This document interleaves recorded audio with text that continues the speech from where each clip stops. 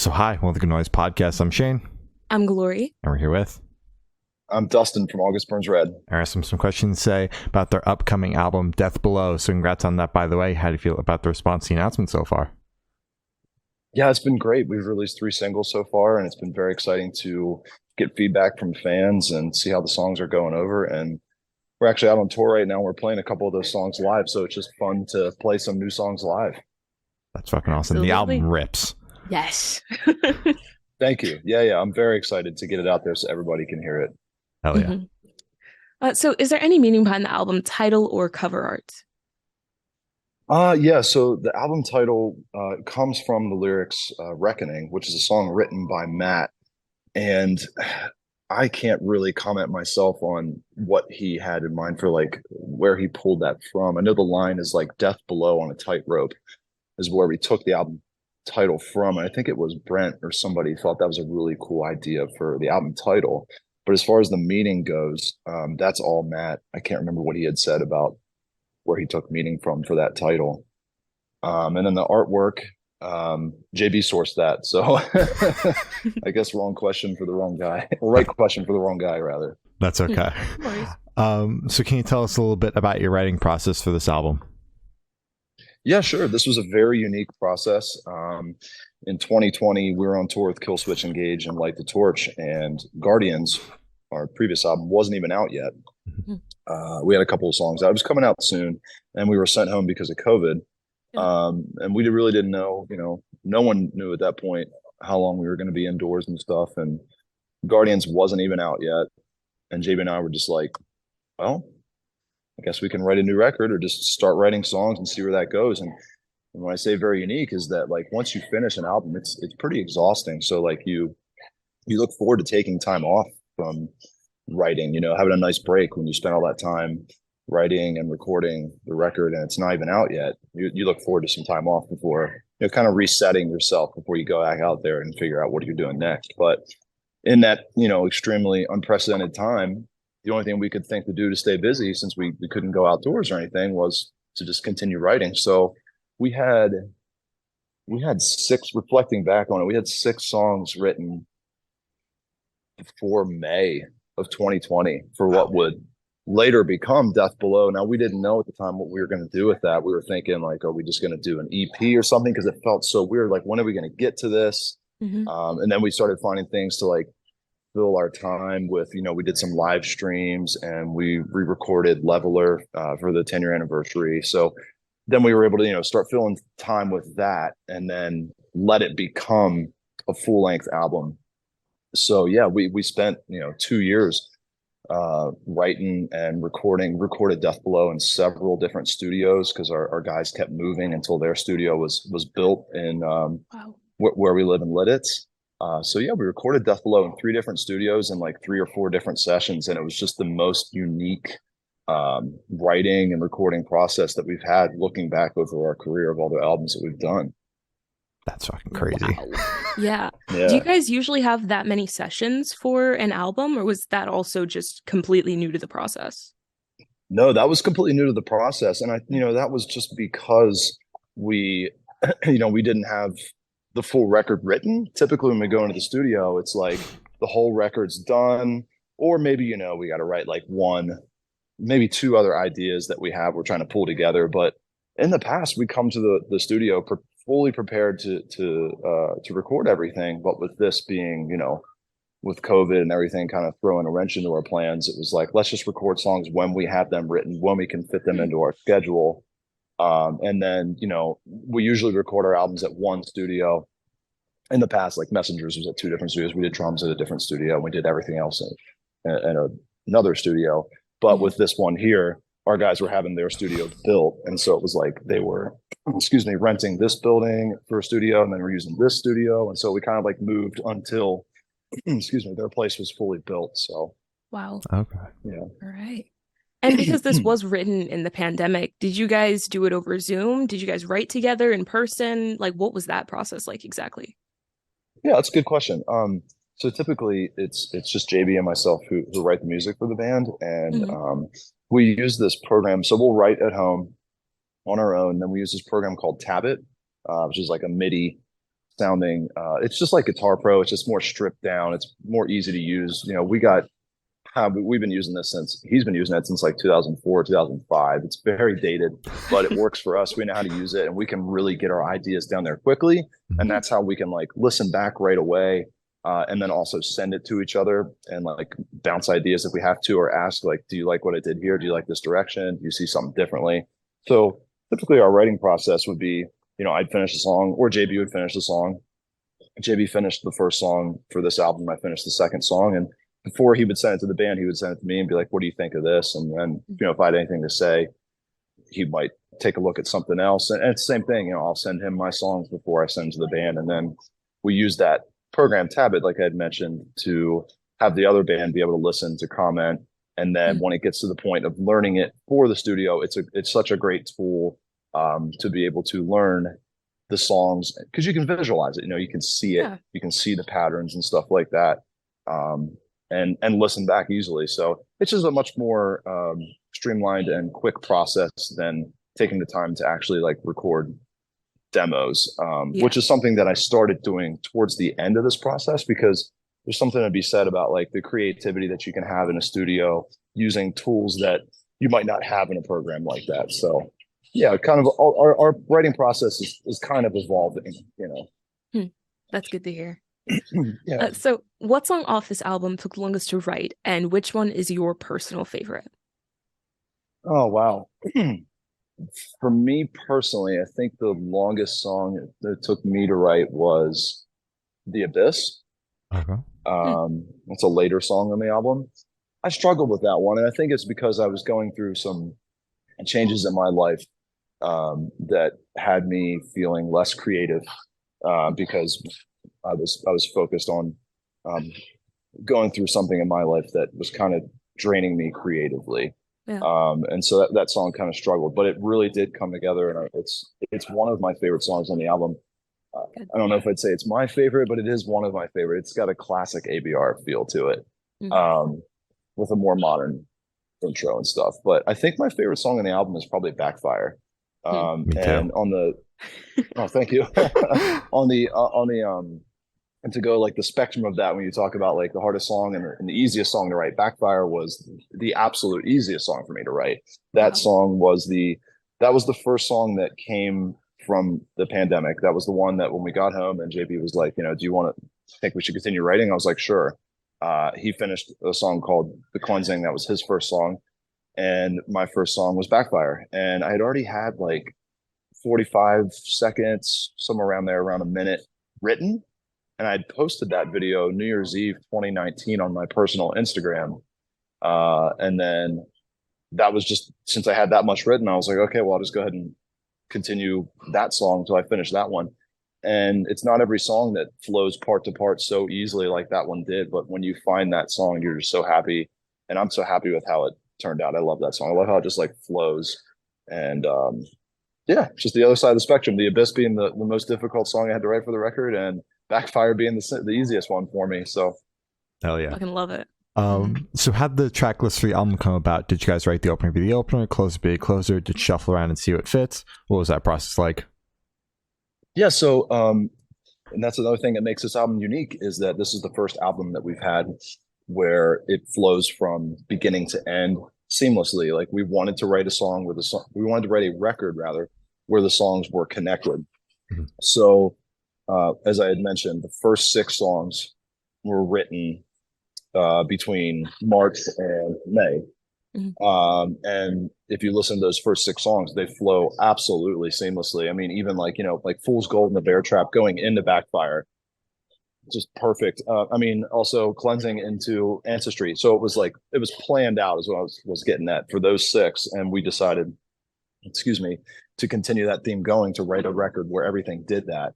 So reflecting over those, that happened for just about every song was written in order except for like the end of the album. Like Reckoning was like the 9th song written for the record. But when that was a song JB and I collaborated on, when I heard that one come together, I was like, dude, that's the album closer. Yeah.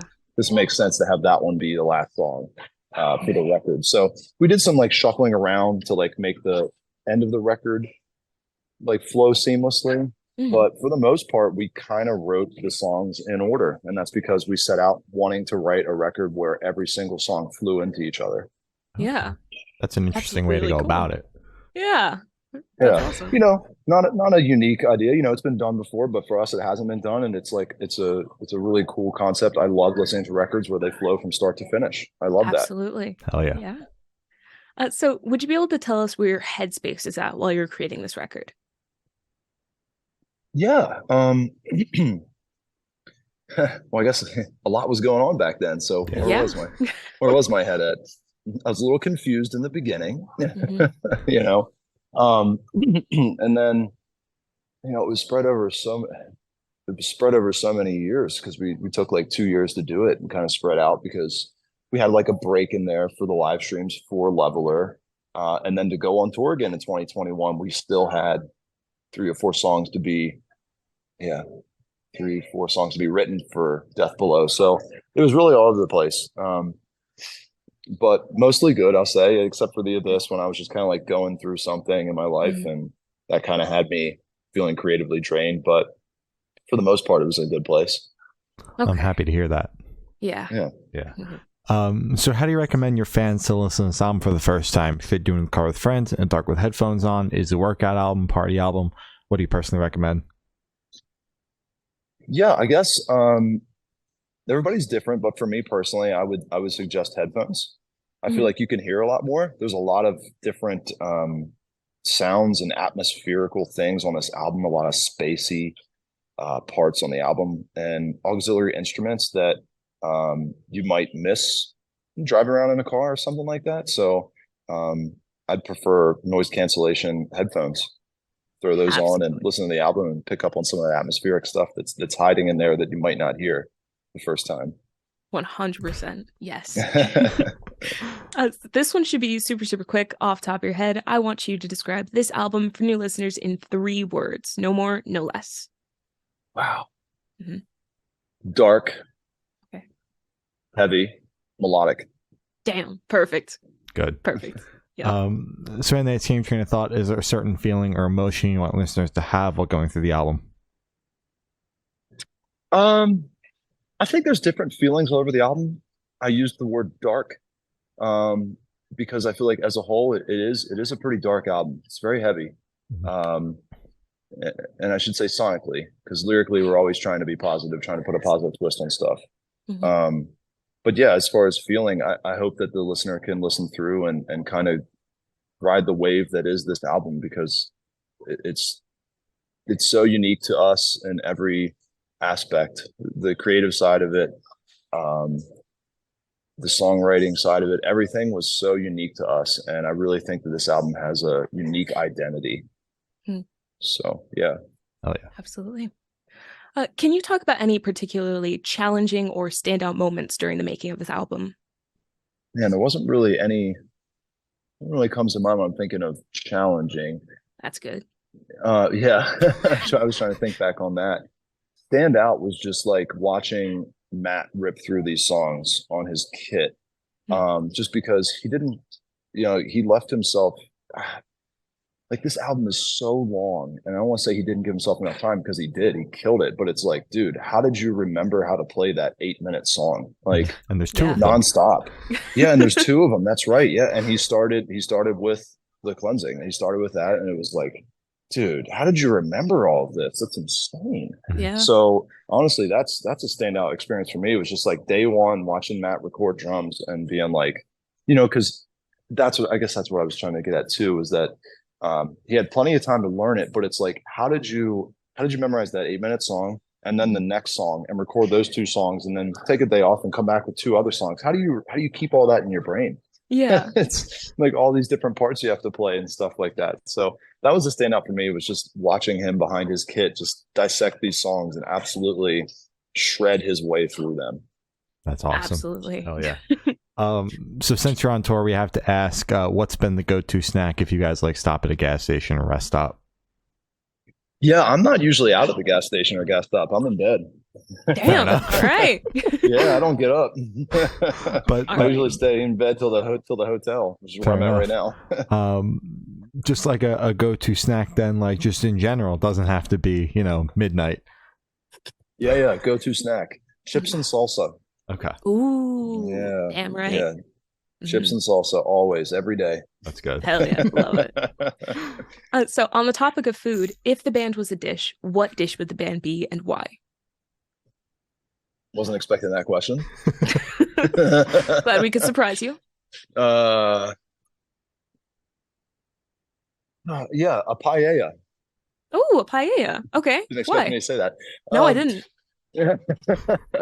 Because of all the ingredients that goes into a paella, there's so many different things that goes into it, right? And you could add, and I'm a vegetarian, so it's just a ton of vegetables that I would throw in there: green beans, broccoli, onions, carrots, garlic, everything. What kind of navy beans, haricot beans? What kind of beans you throw in there? It's everything. And I feel like that's something about August Burns Red, is that there's a lot of bands in our genre where the spectrum isn't as wide.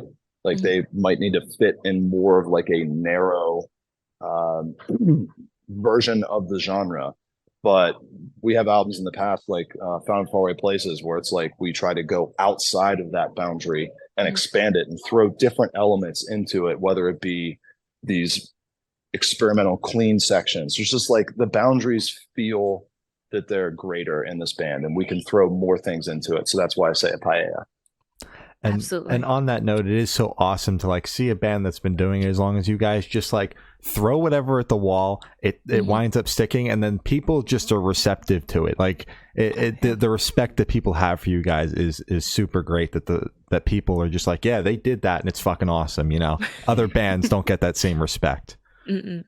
Yeah, I'm very grateful and thankful for the fans that we have, and we've been a band for 20 years this year. That's why we're out on tour now celebrating that. And it's hard to keep everybody happy when you have so many different albums and so many different sounds and different albums, and everybody's got a different favorite album depending on, when you got into the band. It's hard to keep everybody happy, but that's something that we try to walk this tight line to keep this balance of, we have fans who came in at different parts in our career, and we really want to do our best to make them happy and keep ourselves creatively happy and everything along the way too. For sure. So for the last couple questions, we're going to shift completely away from music and go straight to death row. Boom. So if you're on death row, what would your last meal be with a drink? I won't ever be, but yeah. Thank God. 'Cause I don't even have a parking ticket to my name or a speeding ticket. Damn. All right. I see you. I see a you. speeding ticket. Oh yeah. What would my last meal be? I guess some sort of like some veggie tacos, rice and beans. I love Mexican food. I really do. Yeah. Absolutely. Soft shell or crunchy? Damn, can I have both? It's my last meal. Sure. You know what? Why the hell not? You swayed us. Exactly. And then a drink with that. Yeah. All right. Well,